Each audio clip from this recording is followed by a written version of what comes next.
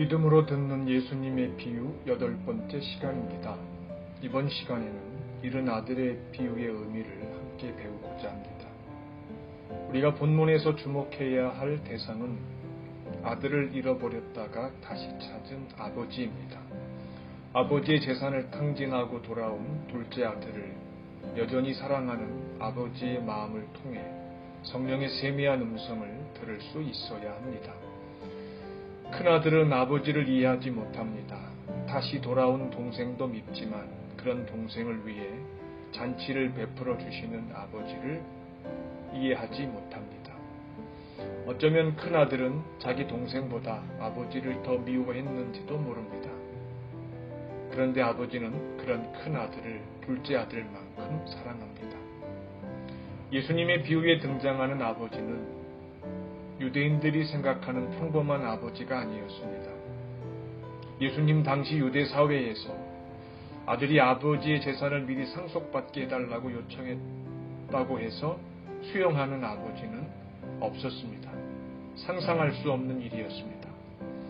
만약에 누군가 그렇게 하면 그는 유대 사회에서 가장 어리석은 자 취급을 당하는 것을 각오해야만 합니다. 예수님 비유에 나오는 아버지는 자식에 대한 신비한 사랑 때문에 기꺼이 어리석은 자가 된 것입니다.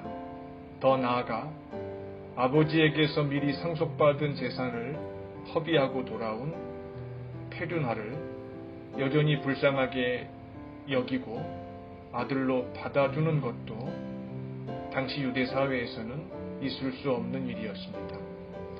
큰아들이 아버지와 동생에 대한 미움으로 집에 들어가지 않겠다고 했을 때 아버지는 큰아들을 데리고 들어오기 위해서 다시 집 밖으로 나갑니다.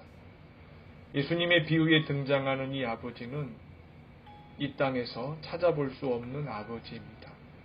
그렇다면 예수님께서는 이 비유에 등장하는 기이한 아버지 이야기를 통해서 무슨 말씀을 하시는 것일까요?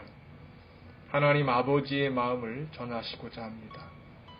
아버지에게 돌아가는 과정에서 다시는 아버지의 아들이라고 부르지 마시고 아버지 집에 있는 종들 중에 하나로만 받아달라는 둘째 아들의 모습은 내 죄가 너무 커서 하나님 아버지에게 감히 용서를 구할 수 없다고 고집하는 내 모습을 보여줍니다. 동생을 아들로 받아주신 아버지를 도저히 이해할 수 없다면서 아버지를 위해 오늘까지 수고한 나를 위해서는 염소 새끼를 잡아주신 적이 있느냐고 아버지에게 대드는 큰아들 모습은 하나님 아버지 앞에서 누더기 같은 자신의 의로움을 주장하는 나의 모습입니다.